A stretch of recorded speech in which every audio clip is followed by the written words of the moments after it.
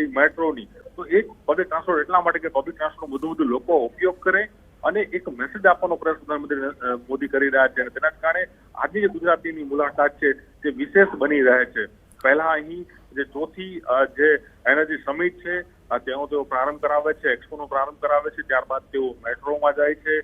તેની પહેલા તેઓ જે પીએમ સૂર્યઘર જે યોજના છે જેની અંદર લોકો પોતાના ઘર પર સોલાર પેનલ મૂકીને જે રીતે વીજળી ફ્રી ઘર કરી રહ્યા છે તે પ્રોજેક્ટને ખુદ તેઓ વાવોલ જે વિસ્તાર છે ત્યાંના રહીશો સાથે સીધી મુલાકાત કરી. ત્યારબાદ આ સમિટમાં આવ્યા હતા. તેઓનો આ ઇન્વેસ્ટ સમિટનો જે પ્રારંભ કરાવ્યો હતો. ત્યારબાદ તેઓ મેટ્રો પહોંચ્યો છે. મેટ્રોમાં પણ જોઈ શકાય છે કે ખુદ પોતે ઈ ટિકિટ લે છે. જી, અને લીલી ઝંડી પણ આપી દીધી છે મેટ્રોને. તો ગાંધીનગરને આ મેટ્રોની ગિફ્ટ મળી છે. આ સ્ટેશન જે છે પ્રણવ, એની વિશેષતા કયા પ્રકારની છે? કારણ કે જેમ જેમ સમય આગળ વધી રહ્યો છે, ટેકનોલોજી આગળ વધી રહી છે, તેમ જે પણ હવે ખાતમુહૂર્ત લોકાર્પણ થઈ રહ્યા છે ત્યાં પણ એ ટેકનોલોજીનો ખાસ કરીને ઉપયોગ કરવામાં આવ્યો છે. ચોક્કસ, કારણ કે હર હંમેશા માટે પ્રધાનમંત્રી નરેન્દ્ર મોદીની જે વિચારસરણી હતી જ્યારે તેઓ રાજ્યના મુખ્યમંત્રી ત્યારે પણ તેઓ સૌથી કદાચ પહેલી જે ગ્લોબલ વાઇબ્રન્ટ સમિટ કરી કદાચ તે સમયે પણ લોકોને કદાચ ખ્યાલ નહીં આવ્યો કે આ સમિટ શું છે. પરંતુ એ સમિટ જ્યારે 1 by 1 થયા 10મી સમિટ સુધી પહોંચે છે ત્યારે એની જે ઇન્વેસ્ટમેન્ટ અન્ય દેશના કન્ટ્રીઓના લોકોનું સાથે જ જે ગુજરાતનું ગ્રોથ એ બધી રીતે એની કોઈ ડિફરન્ટ છે તે જોવા મળતું હતું. એટલા માટે પ્રધાનમંત્રી નરેન્દ્ર મોદી હંમેશા માટે સંસ્કૃતિને પણ જતન કરતા હોય છે, ટેકનોલોજીને પણ તેઓ મહત્વ આપતા હોય છે. આજે વાત થઈ ટેકનોલોજી, કારણ કે જે પહેલા જે રીતે સોલાર પેનલો હતી પરંતુ તેનો કોઈ વ્યાપ નતો મળતો, તેની કોઈ મોટી પ્રકારની પબ્લિસિટી નથી થતી. પરંતુ પ્રધાનમંત્રી નરેન્દ્ર મોદી આવ્યા બાદ તેઓ તેની પબ્લિસિટી કરી, લોકોને એના માટે અવેરનેસ કરી અને ટેકનોલોજીનો ઉપયોગ કર્યો.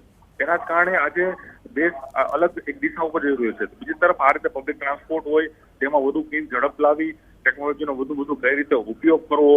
પછી માની શકાય કે જે રીતે વંદે ભારત જે ટ્રેન છે, પછી વંદે મેટ્રો જે ટ્રેન છે, એ પબ્લિક ટ્રાન્સપોર્ટને વધુ ઇઝી કઈ રીતે કરવું. એમાં પણ મેક ઇન ઇન્ડિયા, પહેલા એવું હતું કે બધી વસ્તુઓ જે આઉટ ઓફ કન્ટ્રી બનતી હતી, પરંતુ આ હવે એવું પ્રણવ સીધા દ્રશ્યો આવી ગયા છે. પીએમ નરેન્દ્ર મોદી મેટ્રોમાં મુસાફરી કરી રહ્યા છે. આ પહેલા આપણે જોયું કે પીએમ નરેન્દ્ર મોદી મેટ્રોની અંદર જોવા મળ્યા. લોકો સાથે પણ તેઓ વાતચીત કરી રહ્યા છે.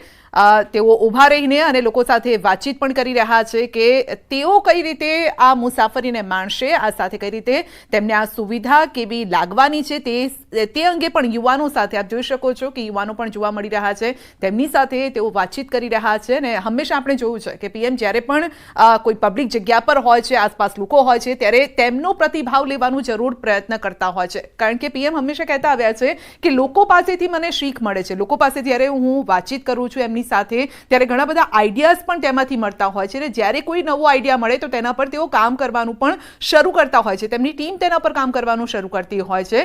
તો અહીંયાથી જ એક પ્રેરણા મળતી હોય છે પીએમ નરેન્દ્ર મોદીને. અને આ વાત જગ જાહેર છે. પીએમ ખુદ આ વાત હંમેશા કહેતા જોવા મળ્યા છે કે હું લોકો સાથે એટલા માટે જ વાત કરું છું કારણ કે ક્યાં તેમને અડચણ છે, ક્યાં હજુ કામ થવાનું બાકી છે, કયા એવા સેક્ટર છે જે કામ થવું જોઈએ. તો આ તમામ બાબતને લઈને જ્યારે લોકો સાથે આપણે વાતચીત કરીએ ત્યારે તેમાંથી નવા આઈડિયાઝ પણ મળતા હોય છે. સાથે જ અહીંયા કદાચ એ વાતચીત પણ કરતા જોવા મળ્યા છે પીએમ નરેન્દ્ર મોદી કે આ સુવિધાથી તેમને કયા પ્રકારનો લાભ મળશે, કેટલા સમયથી તેઓ અહીંયા રહી રહ્યા છે અને કેટલો ચેન્જ તેઓએ જોયો છે અમદાવાદ, ગાંધીનગરમાં અથવા તો ગુજરાતમાં. આ તમામ પ્રકારની વાતો કદાચ અહીંયા પણ થતી હશે. પ્રણવ જો આપણી સાથે જોડાયેલા હોય તો. જી પ્રણવ. નરેન્દ્ર મોદી જ્યારે પણ કોઈ પણ સ્ટેટની મુલાકાત લેતા હોય છે, કોઈ પણ કન્ટ્રીની મુલાકાત લેતા હોય છે, ત્યારે તેઓની એક વાત મહત્વપૂર્ણ હોય છે કે તેના સ્થાનિક લોકો સાથે પણ તેઓ મુલાકાત કરીને તેની વાતચીત કરતા હોય છે. તેના જે કલ્ચર છે, તેની વાત છે, તેઓના પ્રશ્નો છે, તે હંમેશા માટે સાંભળતા હોય છે. અને એનું ઇમ્પ્લિમેન્ટ કઈ રીતે થાય તે પ્રકારનો પ્રયાસ હંમેશા માટે જે પ્રધાનમંત્રી નરેન્દ્ર મોદી કરવાનો પ્રયાસ કરતા હોય છે. કોઈ પણ કન્ટ્રીમાં ત્યારે પણ ત્યાંના ઇન્ડિયન જે લોકો હોય છે એના લોકો સાથે પણ મળવાનો પ્રયાસ પ્રધાનમંત્રી નરેન્દ્ર મોદી કરતા હોય છે. તેના સાંસ્કૃતિક ઝાંખી છે, સાંસ્કૃતિક વાત છે, તેને પણ એક્સેપ્ટ કરવાનો પ્રયાસ નરેન્દ્ર મોદી હંમેશા માટે કરતા હોય છે.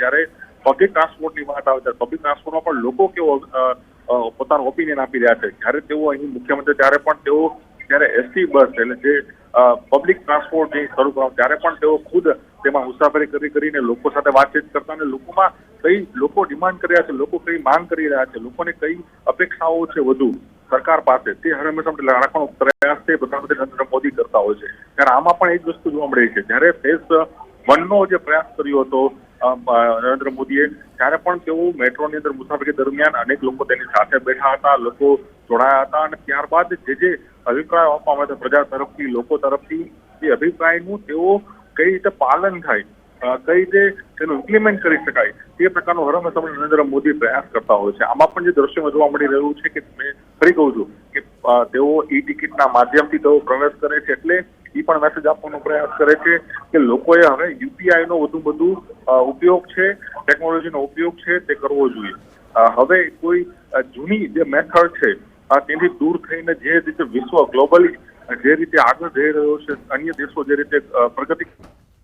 જી પ્રણવ, આપ અમારી સાથે જોડાયેલા રહેશો. પીએમની મેટ્રોમાં સફર પહેલા લીલી ઝંડી આપવામાં આવી અને ત્યારબાદ તેઓ ખુલ્લી આપી અને મેટ્રોમાં તેઓ મુસાફરી કરી રહ્યા છે. આ દરમિયાન તેઓએ બાળકો સાથે, યુવાનો સાથે વાતચીત કરીને આપ જોઈ શકો છો જ્યાંથી મેટ્રો પસાર થઈ રહી છે, લોકો પણ અભિવાદન ઝીલી રહ્યા છે અને લોકો પણ જાણે કહી રહ્યા છે, અહીંયા ઓટોગ્રાફ પણ આપી રહ્યા છે યુવાનોને. ને જ્યારે ઓટોગ્રાફ આપતા જોવા મળ્યા ત્યારે આ જે બાળકો છે તેમની સાથે તેઓ ચર્ચા પણ કરી રહ્યા છે. તો યુવાધન સાથે પીએમની આ ચર્ચા. સહયોગી દીપિકા આપણી સાથે જોડાય છે. જી દીપિકા, મેટ્રોમાં પીએમની મુસાફરી.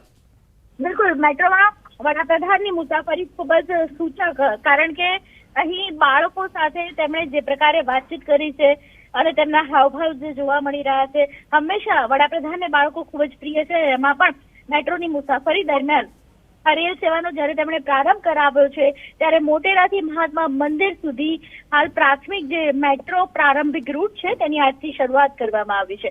આ રૂટ એટલા માટે મહત્વનો છે કારણ કે અમદાવાદ અને ગાંધીનગરનું જે કનેક્શન હતું તે મેટ્રો દ્વારા હવે થઈ ગયું છે અને વડાપ્રધાન નરેન્દ્ર મોદી જ્યારે 2 દિવસની મુલાકાતે છે ત્યારે આજનો દિવસ અને આવતીકાલનો દિવસ ખૂબ જ મહત્વનો રહેશે. એમાં મેટ્રો રેલ સેવાનો આજથી જ્યારે પ્રારંભ થયો છે ત્યારે ફેઝ 2 મેટ્રોને વડાપ્રધાન નરેન્દ્ર મોદીએ લીલી ઝંડી ફરકાવીને તેનો શુભારંભ કરાવી દીધો છે.